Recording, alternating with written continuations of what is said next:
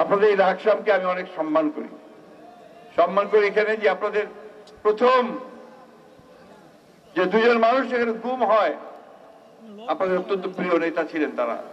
একজন ডাক নাম হিরো, আর ভালো নাম ছিল সাইদুল ইসলাম, আরেকজন হুমায়ুন পারভেজ, তাই না? তাদের ছেলেরা এখানে দাঁড়িয়ে আছে। ওনারা গুম হওয়ার পরে ওরা যখন প্রথম আমাদের ম্যাডাম খালেদা জিয়ার সঙ্গে দেখা করতে যান, তখন ওরা ছোট ছিল।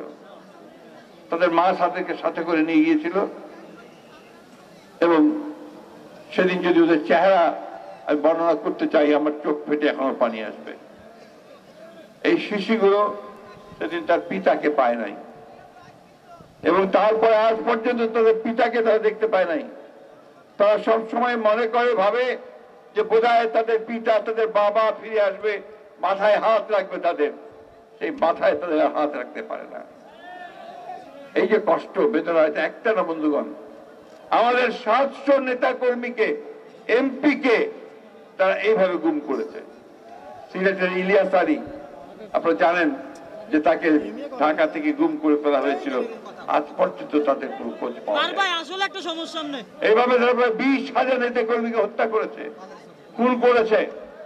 আমাদের এখানে এমন কোন লোক নাই যার বিরুদ্ধে মামলা নাই। মামলা আছে না? প্রায় 60 লক্ষ মানুষের বিরুদ্ধে মামলা।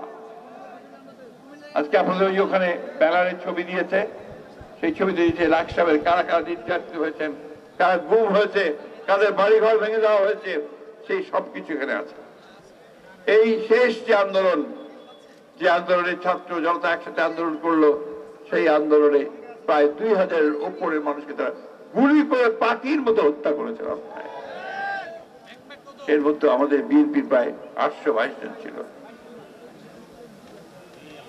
আজকে আমরা শ্রদ্ধা জানাই, সম্মান জানাই আমাদের হিরু ভাইকে, সম্মান জানাই আমরা পারভেজ ভাইকে, আমাদের ইলিয়াস ভাইকে, আর আমাদের অগণিত মানুষ যারা প্রাণ দিয়েছেন, যারা গুম হয়ে গেছেন, যারা আহত হয়েছেন, তাদের সকলকে আমরা শ্রদ্ধা জানাচ্ছি, সম্মান জানাচ্ছি।